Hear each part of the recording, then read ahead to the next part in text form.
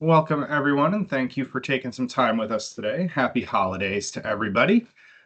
We've got a special kind of event for you today because we didn't want to try to ask any of our customers at least, to present this close to a holiday. So we've got our good friend Abhijeet here with us.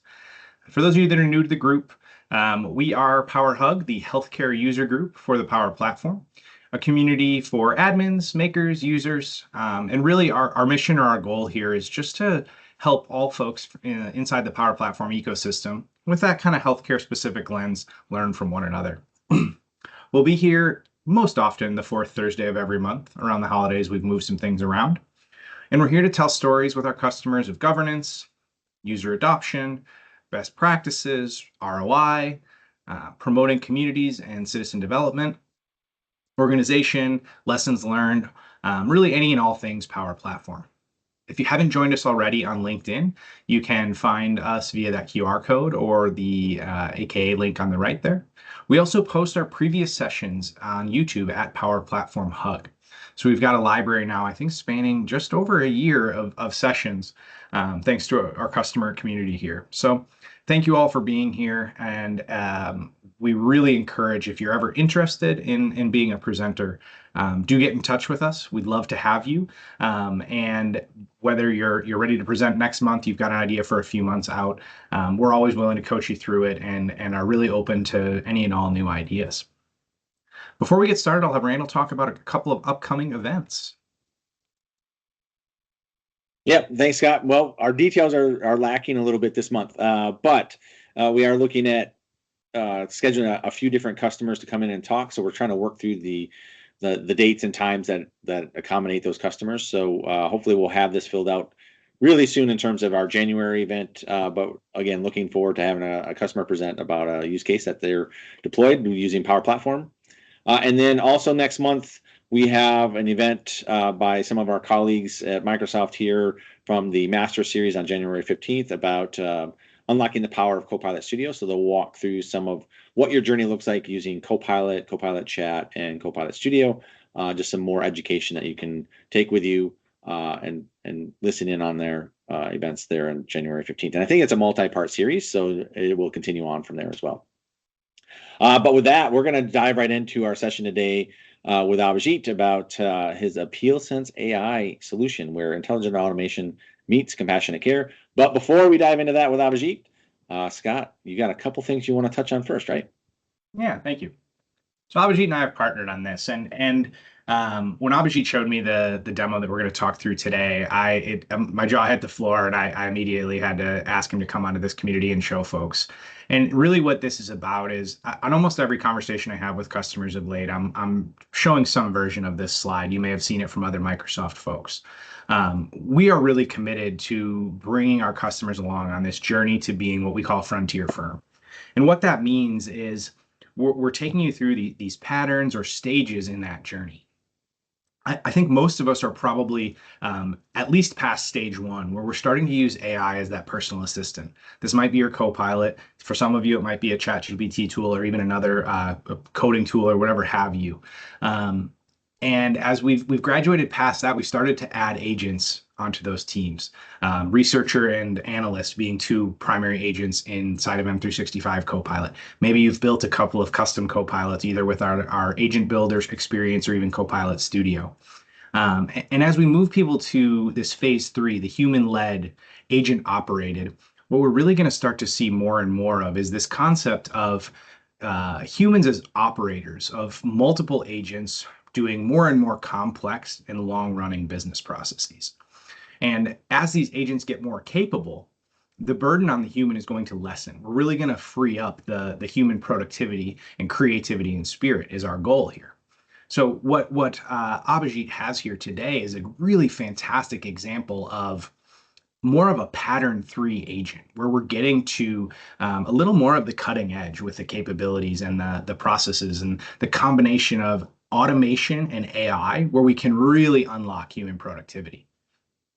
So I'll set the stage just a little bit further, just to let you know kind of where this falls on this spectrum as well, right? Like with AI, there's so much we can do. I often just like to ground people in some more basic language to make sure there's a common taxonomy before we get into too deep of technical conversations. So when we talk about agents, and agents is one of those words that is everywhere today, I like to ground it in three sort of at least somewhat basic tasks that range from simple to advanced or simple to complex. Retrieval or RAG use cases are those knowledge grounded agents like a copilot, like a ChatGPT, that are very good at using a language model to understand your question and come up with a probable answer for that question.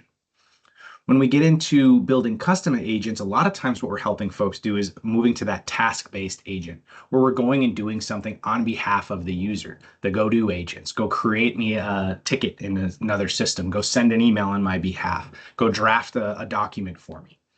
And the third layer of this that I think we're seeing more customers get to, but I think is still a little bit untapped as a resource, is what you're going to see today, an autonomous agent. You may have heard this referred to as a digital worker.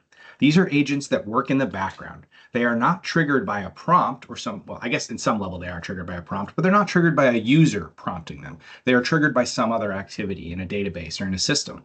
And they have a set of instructions and rules.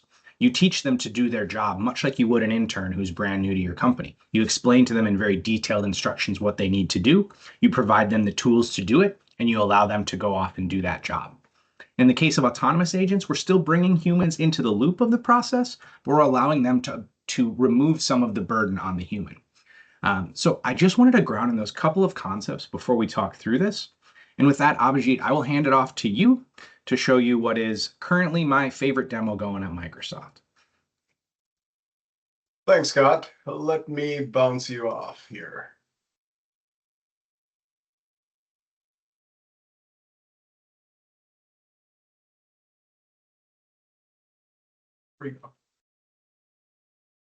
There we go.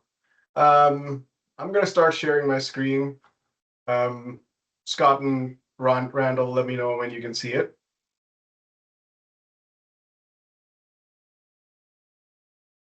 Looks good. Gotcha, Abhijeet. All right, thank you. So this is the application or the agent that I'm calling AppealSense AI, and we'll get into the guts of it and why we need this. So let me just kind of transition over to the next slide, and you'll see what the process is all about. So typically, what happens is when you encounter healthcare payers like Blue Cross Blue Shield or an Aetna, or an MCO like Molina or any of these other large organizations or small organizations, the process is the same.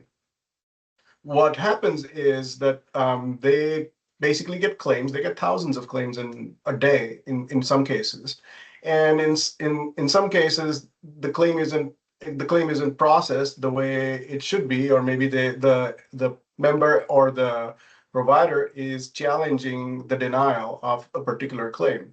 When that happens, either a member or a provider, like Kyle provider here, he is going to basically send in an appeal documentation. An appeal documentation basically comes via multiple channels. It comes as OCR documents, it comes in as a fax, it comes in as an email. And the content of this this appeal documentation is typically, there's a standard form that the payer has, whether it's a Blue Cross Blue Shield appeals form, or even if they have to write an appeal on a piece of napkin, the payers are required to accept it. So the long and the short of it is, all this information and these requests are coming in through the front door. And in our example here, we have Jake, and Jake works as a classifier at a payer. And what happens is he's at the front of the line. His job is to look at the email inbox, the inbox containing all the appeals and other information that's coming in through the email. And then he says, okay, you know what? I am going to look at all the standard operating procedures that are probably sitting on SharePoint, and I'm going to apply the rules that are in the standard operating procedure documents to the appeal that I just received. And he does it for pretty much every email that hits that inbox. So it takes a long time because he's going through the appeal document, then he's going through the standard operating procedure document, and he's trying to figure out, should I classify this request as an appeal, a grievance, or a task? And they all have their own nuances when it comes to processing them down the line. But the first step of this process is just classification. Now, we did this proof of concept for a customer, and many others are very interested in their moving forward with evaluation of this particular use case and streamlining it.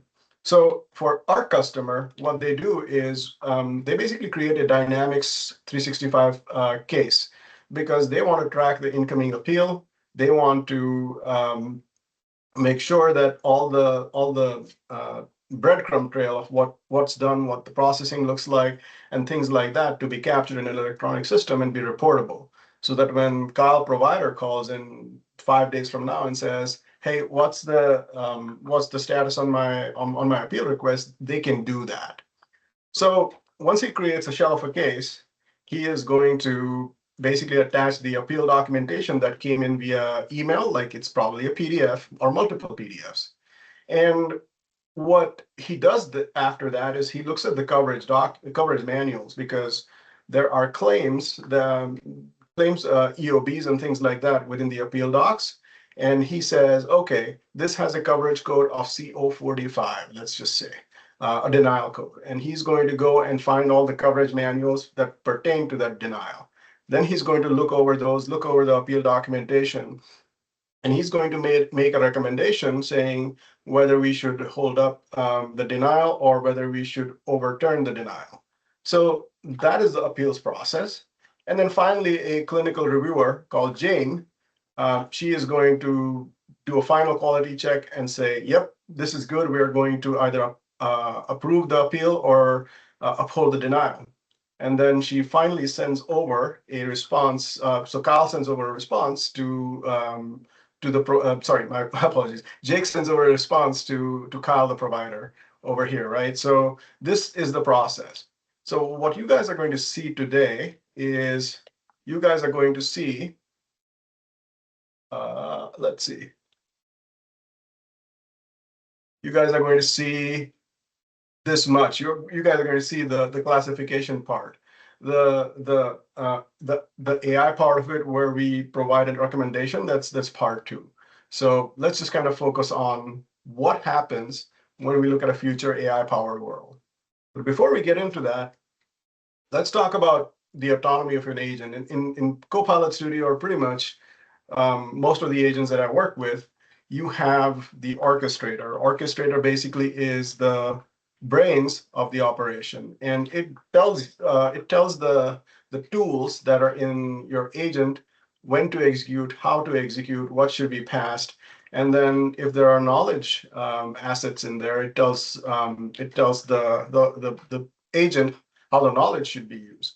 And you're looking at foundational models. Today we support OpenAI models and also Anthropic models. So if you have access to those, you can use it in order to do your processing via the autonomous agent. And finally, there is the user experience. In case of a traditional conversational experience, you can share the agent in a number of ways. But for an autonomous agent, there typically is no UI. Having said that, let's look at what the future looks like.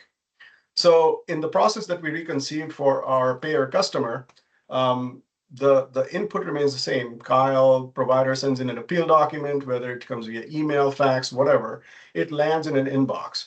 And once the email hits the inbox, Copilot Studio takes over. It basically says, hey, AppealSense, wake up. And what it says is, well, the first thing we're going to do is we're going to see if it has an attachment, the email that came in, and we're going to save it to SharePoint. Why are we going to save it to SharePoint? Because we need a stable landing zone for the PDFs that came through so that we can process it down the line.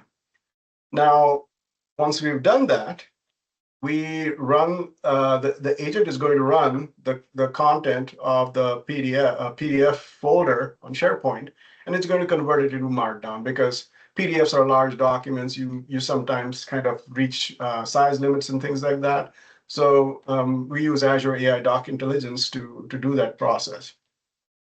And finally, when it comes to actually doing the classification, AI Builder, which is part of the Power Platform, uses a custom prompt to identify whether the document came in and whether it was an appeals, grievance, or a task. So everything that the human being was doing before, we're using agent to do it. And when it's done classifying it as a task or an appeal or a grievance, it creates a case in Dynamics. And it creates a shell case, and then basically what it does is it will create a link to the SharePoint folder. Remember, we saved the incoming PDFs to the SharePoint folder. That's what it links it to, so that anybody going in has full reference on what was received, when it was received, and how did we classify it, what the justification was, and so on and so forth.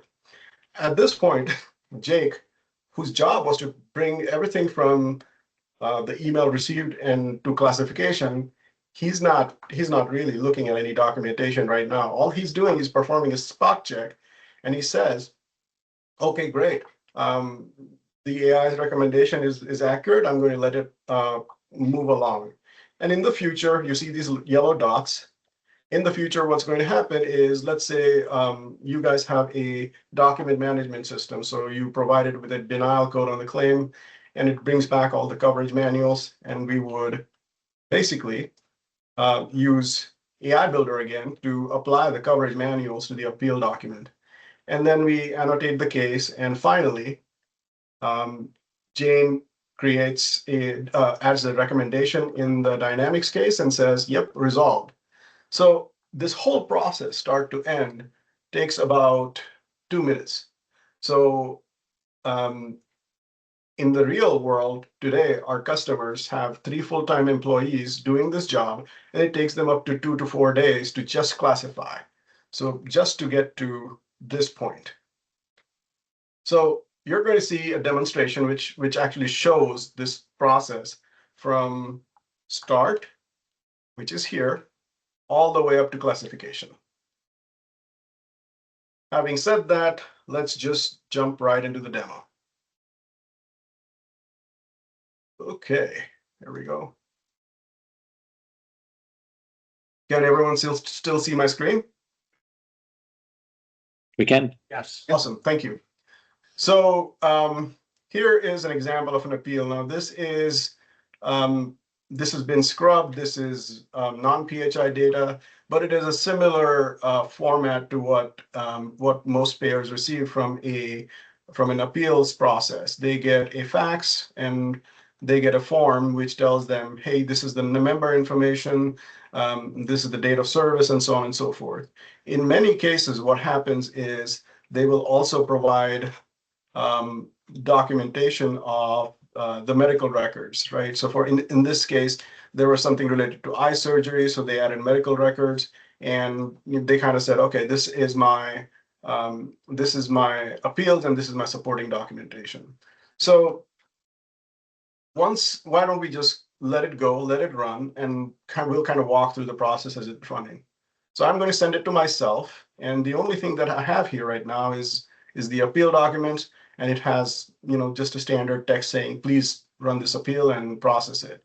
And I'm sending it to myself because it's not going out of my enterprise, but in the future, for a customer, they will have a dedicated mailbox for this process. So I'm going to just hit send and let it go on its way. While it's doing that, let's see. Oh, I heard a ding. So let's kind of talk about what a Copilot Studio agent is, and you'll see all the guts of it. So going back here, this is the AppealSense AI, and you're looking at the Copilot Studio designer surface. And remember when I said that you can use GPT models and you can use Anthropic models? This is where you would select it. And what happens is, when an email is received and the email contains, let's say, some keywords in the subject or in the body, or you have AI identify whether it is an appeal related email that's coming in, then the instructions kick in. So the instructions tell the agent how to process the input that was taken. And in here, you can clearly see, if you guys have been working with AI any amount of time, I gave it a persona and I said, you are a medical appeals and grievance agent that uses AI to categorize intake requests as appeals, grievance, or task, and so on and so forth, right? And I give it a standard set of instructions saying, when you wake up, you will initialize variables, and then you will execute these three agent flows, and you will pass output from one into the other. And finally, you will find the member record in CRM. And here's an OData query, right? I didn't define the query. I just told Copilot Studio that you need to define this query yourself. I need you to find the member ID and find me the member contact in the CRM. Then I ask it to create a case, and I tell it what to put in the case title in English. I haven't done anything else, right? And then I say, once you've got that, I want you to convert the payload into a readable format, find the patient, and then connect the SharePoint document to my case. So overall, that's what it's saying. Now, how does it do that? What it does, it leverages what we call tools. Now, tools are basically instead of instructions that are executed on the system. The bottom four that you're looking at are the ones that are Dataverse actions, because Dynamics is based on Dataverse. And these are the actions that I've configured, not written, configured, so that they can create a case into CRM and perform actions on them. The ones at the top, the first four, these guys are what we call agent flow. Now, if any of us are familiar with the idea of Power Automate flows, that's what essentially this is, but run within the context of an agent.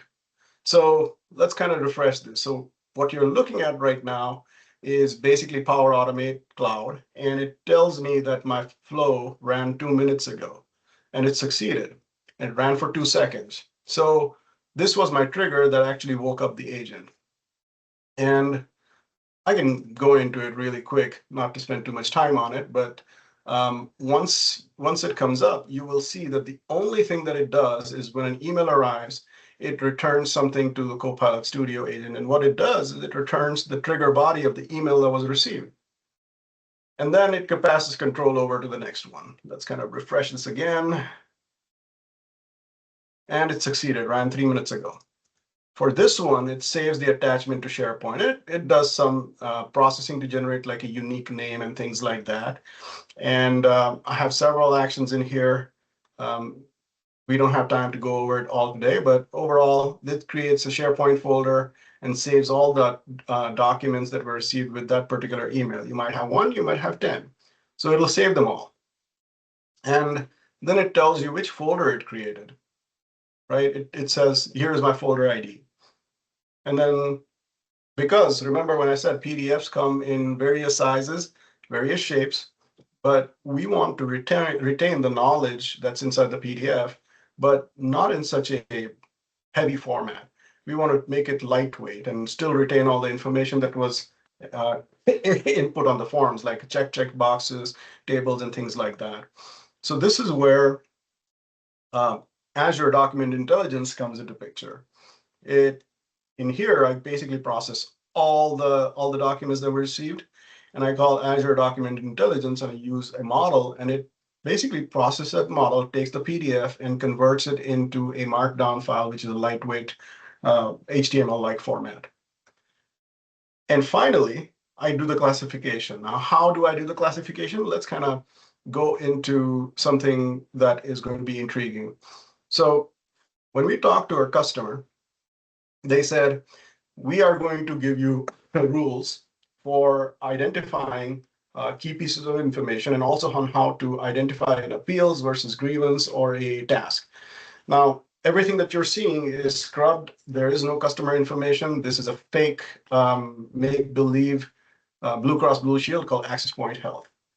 So here are the rules. They're written all in English, and it tells you how to identify an ID number, how to identify a prior auth number, claim number, and so on and so forth. And then it says, well, how do you identify whether a member form was received or whether it was a provider form, and so on and so forth, right? And then finally, when it comes to determining whether it's an appeals or grievance, it has all these rules that look at different points of data and determine whether it should be an appeal or grievance. So what I did was I took all of this, put it through Copilot, M365 Copilot, and I said, give me a prompt that I can put into Power Automate or AI Builder. So this is what it generated. What you're seeing here is the persona that was generated once I converted these rules into something that AI Builder can use. So you have a lot of documentation that was specific to how to extract things and apply all these rules. So one of the rules is, well, it has to be a denied claim or a denied prior authorization or a payment dispute. And there are a few other rules. But at the end of the day, what I make sure is I tell the AI builder, you're looking at an AI builder interface here. It says, I want you to return me data in a format exactly like this. So if there was no ID, let's say, if there was no ID, I want you to return this field called access point ID, but I want the right side to be blank. So I just kind of gave it a structure and said, let's run it. So I'm going to just hit test and you will see what it generates. It takes about 10 seconds. There's a bit of processing to be done, but you will see a sample example of what it gets generated. Let's give it a second here. Oh, there it is. So it generated information based on the input I provided. So in our case, the input will be the stripped down version of the PDF file that was received in the email. So having said that, let's kind of go back to our flow, and you guys will see really quick how it works. Because we'll jump back right into Copilot Studio after this. Or let's just look at the final output when it does. Here we go. So this is my classification agent flow. And what it does is it gets the markdown content and runs the prompt. This is the same prompt you guys saw before, which generates a JSON output. And then I pass it back to Copilot Studio. When Copilot Studio is done with it, what we can do is we look at what the output was. Remember, I said that our customer creates records in or case requests in case records in CRM. Well, I don't have CRM. What I have is the Power Platform. So it's identical to what CRM is, but it doesn't have to be Dynamics. It can be any other system that you guys are using. We can make sure that our appeals and grievance cases land there. So let's look at the time, right? So we're looking at 12:23. We ran this 7 minutes ago, and it generated a request and found the patient was Thomas Anderson, which is who the request was about, and found the patient, classified it as a request, and then said, here is the information that I gathered, right? So you can do a lot of processing, but I kept it simple for just illustration purposes. Now, remember the PDF documents that came into the door that we grabbed off of the email? We connected the PDF documents because they live in SharePoint, and you can integrate SharePoint and Power Platform or Dynamics. So these are the originals where the PDF came in. And then the other folder contains the markdown. So you can have a full history of what came in, what happened, how did you translate things, and all of that nature. So let's go back to the agent. Now, when you run an agent across, let's say you see 1,000 of these appeals and grievance cases via email. Every time it runs, it generates an activity record. An activity record is pretty much like a run log, and it tells you that you have the ability to look and see how the agent performed. So you guys can see it ran it about 10 minutes ago. So let's drill into this particular run that we just saw and see what it's telling us. I am going to just strip this away and only show you the items. So this is the trigger. This is what happened when the intake email was received, and it's telling you this is the input that came in, and then we ran these three agent flows in sequence, And it's telling you over here how long it took. It took 13 or almost 14 seconds. Here it took 12 seconds to convert it to Markdown. It took 13 seconds to classify it as an appeals grievance or task. And then it said, okay, this is the output of my classification. It's a JSON object, and it says, let me go. I have the member ID. I have other information. Let me just go find who it is. And it found Thomas Anderson. It created a case for Thomas Anderson, and it connected the SharePoint location with this case, right? With this case. So you have everything connected and lined up. And then finally, if you guys have a utilization management system, which you can only access with RPA, you can hit that and have the results kind of come back saying, hey, I created a UM record and I'm going to put it in the Dynamics case or whatever system case so that you have a full traceability of what happened where. Now, the interesting part is, right, look at all this. This is all under 2 minutes. And at our customer, there were 3 full-time employees doing this, and their turnaround time was about 2 to 4 days.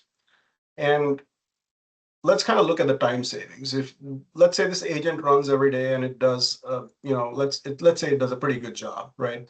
So it's telling you when you get into the analytics page that it ran 3 times, 100% successful runs. It took about 127 seconds on average, and it said, well, it saved you about 6 hours of time and $240 in those 3 runs. So how do you do that? You can basically say whether it was savings per run or savings per tool. Let's just say it's for savings per run.